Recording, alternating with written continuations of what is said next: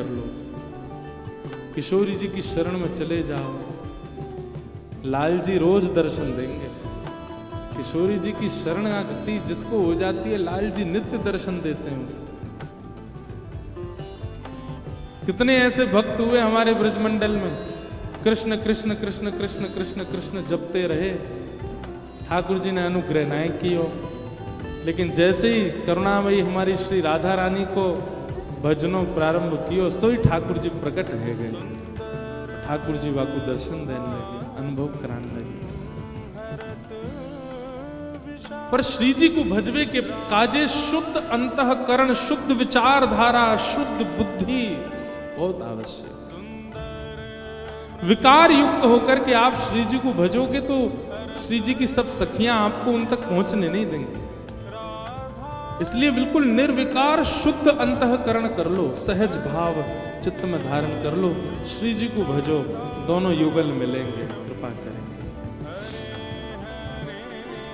सब गोपियों को किशोरी जी ने दृष्टि भर के देखा और सब गोपियों ने गोपी गीत का गान किया।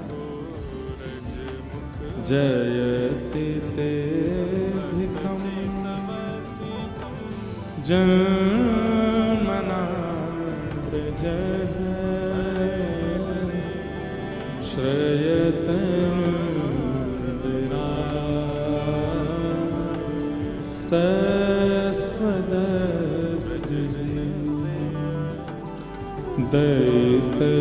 दैतदृश्यता दीक्षुतावक स्त्वैधृता सव स्वां विचिन्वते शरदुदाशे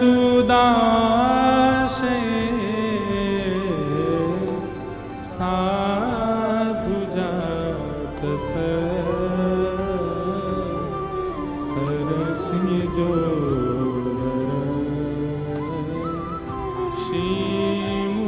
शीमुषादृशं सुरतनाथ ते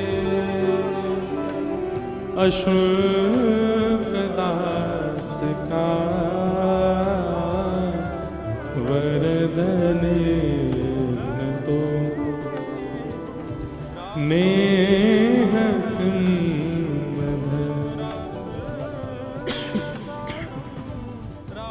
गोपियों ने गोपी गीत गाया और गोपी गीत की पूर्ण होते ही गोपियां रुदन करने लगी और तभी भगवान श्री कृष्ण उन सब के मध्य प्रकट हो गए। बोलो रास रासेश्वर भगवान की। जो गाएगा वही पाएगा, लिख लीजिए। जिसको पाना है उसको गाना तो पड़ेगा। जिसने भी पाया गा करके ही पाया, चाहे मीराबाई हो, चाहे सक्कूबाई हो, चाहे तुलसीदास हो, चाहे हनुमान जी महाराज हो, चाहे कुम्भन दास हो, चाहे रैदास हो, चाहे कबीर दास हो, जिसने भी पाया गा के पाया, बिना गाए किसी ने नहीं पाया। तो कई लोग कहते हैं महाराज जी हमारे पास स्वर नहीं है, हम क्या करें? गाओ, अनुराग में गाओ, धीरे धीरे गाओ, ऐसा गाओ कि केवल ठाकुर जी सुने और कोई नहीं सुने। क्योंकि आप इतनी जोर से गाओगे तो बाकी के सब लोगों के चित्त से ठाकुर जी भाज जाएंगे। तो जिनके पास स्वर नहीं है वो धीमे धीमे गाओ, पर गाओ। गाने का मतलब संगीत नहीं होता, गाने का मतलब अनुराग होता है। एक लीला सुनाए छोटी सी। आज परम सौभाग्य है, हमारे मध्य महंत महेश्वर दास त्यागी जी महाराज श्री गंज हनुमान मंदिर गंज बासोदा विदिशा से पधारे हैं। महाराज जी के श्री चरणों में प्रणाम। और पूज्य महाराज जी के सानिध्य में पूज्य पिताजी महाराज कथा की सेवा कर चुके हैं, तो ऐसे महाराज जी पधारे हैं, आपको बारंबार वंदन करते हैं। एक लीला सुना रहे हैं, बहुत ध्यान से सुनो। एक बार श्रीनाथ जी का नियम, हमारे ब्रज में नियम है कि ठाकुर जी गा के उठते हैं, गा के सोते हैं, गा के खाते हैं, बिना गाए कुछ नहीं होता। ब्रज की सेवा में 3 भाव प्रधान है, राग, भोग और श्रृंगार।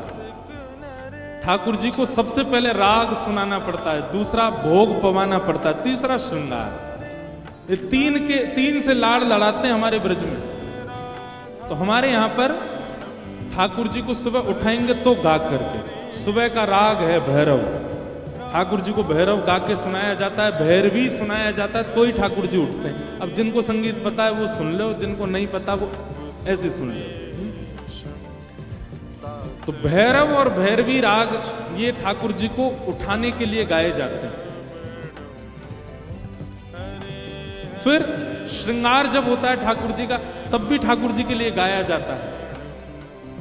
आज ठाकुर जी कैसे लग रहे हैं, ऐसी मुकुट पहनी, ऐसी पीताम्बर पहनी, ऐसी माला पहनी, ऐसे कुंडल पहने, ऐसे नेत्र हैं, ठाकुर जी के लिए राग गाया जाता है। भोग भी ठाकुर जी गा के ही पाते हैं। आज दधि मीठो मदन गोपाल, आज बहुत सुंदर प्रसाद बनो ठाकुर जी पाओ, गा के ठाकुर जी पाते हैं। सोते भी ठाकुर जी गा के, कोई गा के सुनाना पड़ता उनको। क्या सुनाना पड़ता? बिहाग, बिहाग सुनाओ तब ठाकुर जी सोते हैं।